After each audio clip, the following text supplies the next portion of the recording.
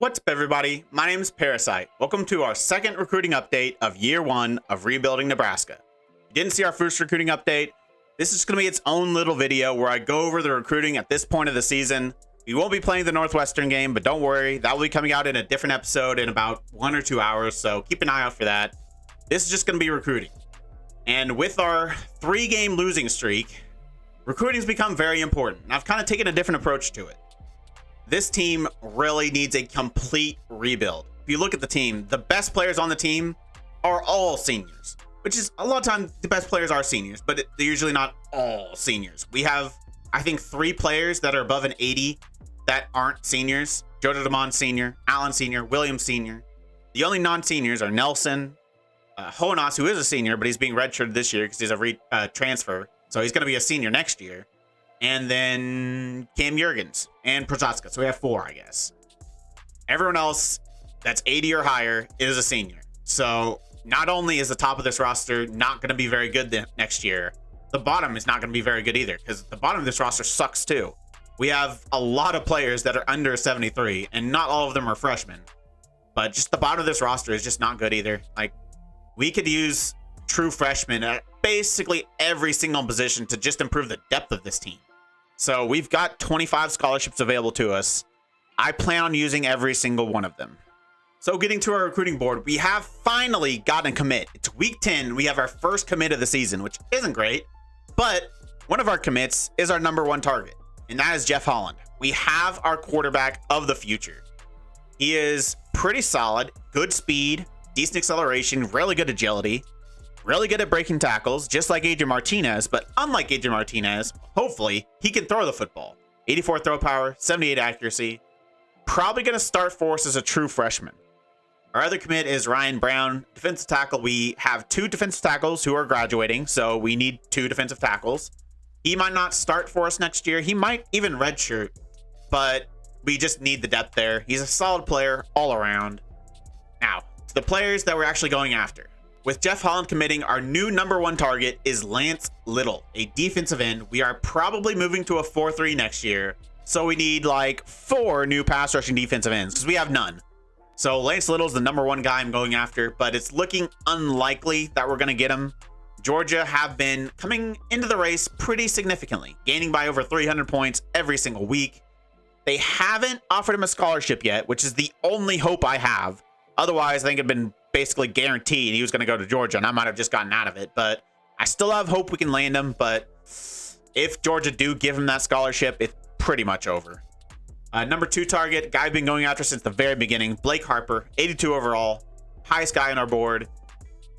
Whether we'll get him, it's probably going to come down to the offseason. We are slowly gaining on Arizona State, but it looks like it's going to be neck and neck till the very end. Next up, we got Gary Thompson, cornerback. Looks like we are going to get him, though, but he's still really high on our board because he'd be our best cornerback. Our cornerbacks absolutely suck. Like, they all suck. So, Gary Thompson, solid player, got a big lead on him. Should be joining us, and that would be big for us. Antonio Gilmore, he's kind of the backup option for Lance Little. Lance Little would obviously start as a true freshman, as would Blake Harper, as would Gary Thompson. As would Gilmore if Lance Little doesn't sign here. Even if he does, he might, but he's Antonio Gilmore. We've got a big lead. Looks like we are going to be getting him. He's just not exceptional. He's fine, just not exceptional. Tim Hart, another defensive tackle we're going after. He might start next year. I think he's a little bit better than the guy we've already got committed. And it looks like he also will be committing. Over a 3,000 point lead. Looks like it's going to be a for sure thing.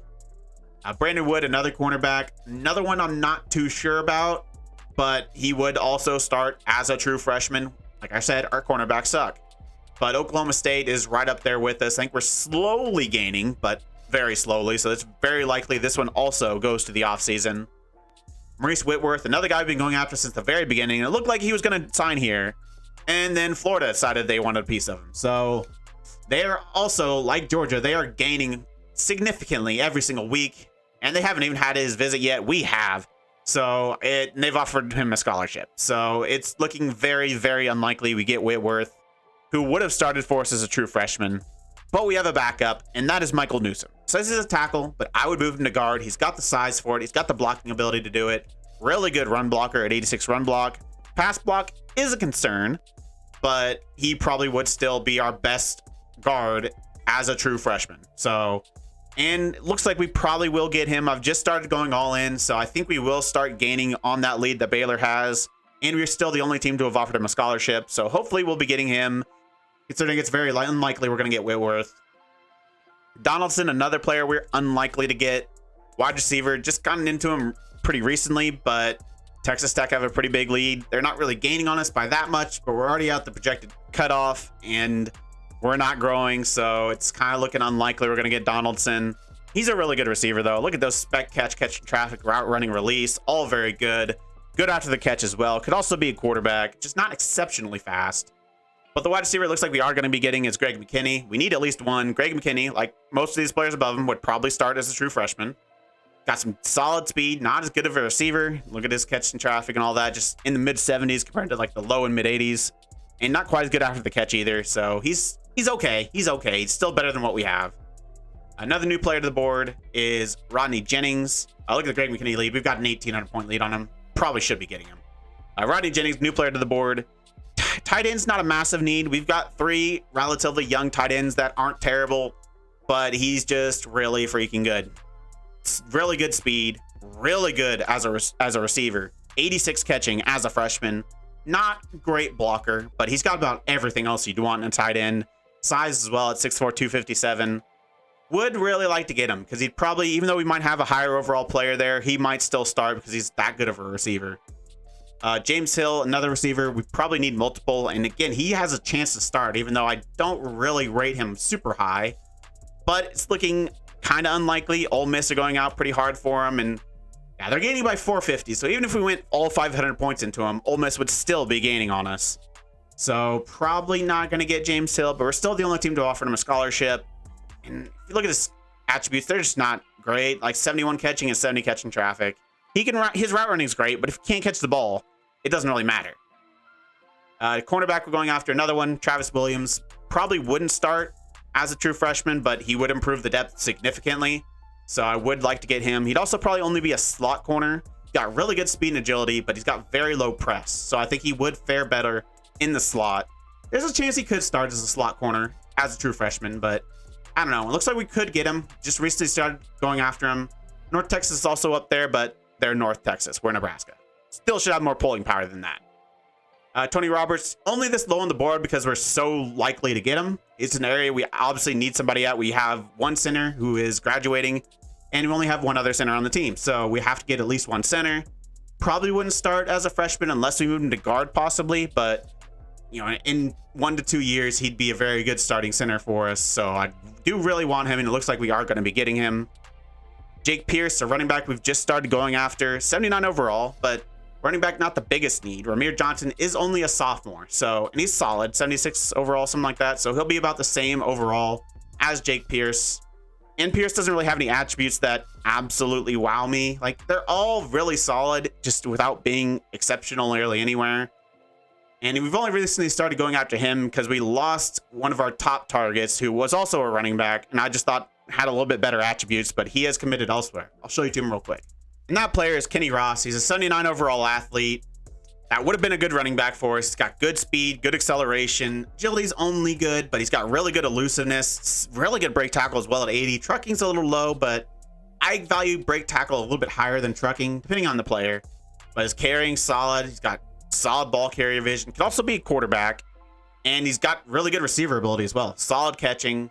Spec catch is low, but for a running back, I don't really care. Catching traffic a little bit low, which kind of sucks, but solid route running. He is really good running back, I feel like. Probably would have started for us as a freshman, but he has chosen to go to Eastern Carolina. Now back to the board to round this out. We're also going after a kicker. Connor Culp is a senior. We've got Frankie, who's a redshirting this year as a freshman, but he sucks. He's got decent kick power, but his accuracy is very bad. Leon Young would come in as a freshman and be significantly better, so we would like to bring him in. Kickers are important, so would like to bring in Leon Young, but not enough that I'd put a bunch of points into him. But we've got a solid lead. We've got a scholarship offer to him. We should be getting Leon Young. Another player similar to Tony Roberts, pretty high on our board actually. Just, you know, he's further down here because we are very, very likely to get him. I think he's the one we're in the biggest lead on that hasn't actually committed. Would like him to win any day now, but I think it's a foregone conclusion. We will be getting Alex Mcmahon. At the very least, he's going to be very good depth for us. But if we don't get Blake Harper, then he could actually start. He probably would actually start. So I would like to get Alex Mcmahon. He's not exceptional, but he's just a very well-rounded player that is better than the young players we have at that position. Steve Dixon, 81 overall, but he is a JUCO junior. So he would probably be our best cornerback, but he's also a junior. And I'm thinking more about the future of this team. And I'd rather get like a 75, 76 overall freshman that can maybe redshirt for a year, maybe be, 89 or so, at least overall by their senior year. That would just be better than Steve Dixon. That's a little bit more important to me. But if we have the points available to put towards him, I would still like to get him because he would be our best corner. Chris Brown, another defensive end we're going after. We need plenty, so he's just another one we're trying to get. Looks like we will be getting him as well. 1,800 point lead. Not great as a pass rusher or anything like that, but just a solid player. Mark Graham also probably would be more depth. I don't think he would start even if we don't get one of the other two guards, but just he's better depth than the guards we have on the team right now. Just a really, really balanced player without being exceptional in any one area. Sean Smith, kind of the same, just would be depth at the strong safety position. 74 overall, recently added to our board. 79 speed, but 84 zone coverage and 93 hit power are very nice. So would like to bring him in just as some depth. Nick Sampson would probably be a corner. Again, he'd be depth. Our bottom of our roster cornerbacks are very, very bad. So Nick Sampson, even though he's only a 71 overall, he's got solid coverage ability with 80 and 81 man in zone. Would also be a slot corner with that 69 press, but 94 speed, 87 agility. Could also play running back, but not my style of running back with 67 break tackle and 55 trucking. And then the rest of the players that we're not currently going after, but we're keeping on the board just to keep an eye on. And in case we don't get one of these other guys, Caleb Nolan, probably the most likely of the ones we might end up going after. If we don't get that top defensive end we're going for, probably would need another one. That would probably be Caleb Nolan. He's 6'7", but he's just not amazing as a pass rusher at really anything, but he's just solid and he's 6'7". So Tim Morris, our current punter, is a junior, so I would like to bring in a punter to redshirt, but it's not a super high priority, so I don't think it's worth putting points into him. If we get him, we get him. If not, we've got a backup in Matt Stone. Fullback we do need. We have to have at least one on the roster. We don't have any. And the only one that's available to us that has any sort of ability is Justin Rice, but he is only 62 overall as a JUCO. So I would rather get a walk-on than put points into Justin Rice to try to get him. If we get him, fine. If not, I don't care. Brian Morris, again, would just be depth at middle linebacker. Better than the depth we've got, but not enough so that I'd want to put points into him now over some of the other guys we're prioritizing. And the final guy we're really looking at is Andrew Jones. He's been on and off our scouting board. Just would improve depth the wide receiver position because he brings somebody that nobody else in the team does. He's 6'7" with 96 speed, 56 catching, so he can't actually catch the ball, but he's tall, he's fast. The bottom of our cornerback or bottom of our wide receivers suck. So why not give a guy that's tall and fast there instead of a guy that just isn't tall, isn't fast? Maybe he can catch a little bit better, but he at least brings something that these other players on our roster don't. Finish it out. We've got just some players we haven't fully scouted yet, or haven't scouted at all, but just might end up being good options for us. When we get the points to scout them, we will, just to see if they're any good. If they are, maybe one of these defensive ends is better than Caleb Nolan. That's just kind of why I'm putting these guys on the board. As I'm taking players off that we're not going to get or that just aren't good, I'll always want to keep the board at 35 people just to kind of always have my eye on somebody. So we've got Ray Scott here, Steve Williams, Travis Warren, and then a couple JUCOs. Nick Seals, if he's a gym, maybe even if he's not, he probably would be a starter for us. So even though he is a JUCO, again, it'd just be improving the top of our roster. Same goes with Sam Green, 68 or 78 overall. Still haven't scouted him, so we don't know if that's actually correct. But if he is a gym, he would be 80s at the very minimum. So even though we've got Jeff Holland, it would allow us to maybe redshirt him for a year and then start him, and we get 4 better years of Jeff Holland instead of 4 solid years of Jeff Holland. You run the risk of him transferring, but just another option I would like to keep available to us. So we've got these guys on the board as well. That about rounds it out. That is the board for now. We've got some good players on there. We're definitely going to improve this team. We're going to improve this team from top to bottom. I feel like a lot of times, especially maybe it's just me, but a lot of times I just focus on the top of the roster. And I want to get as good of players as possible, no matter the position really. But this team needs better players everywhere.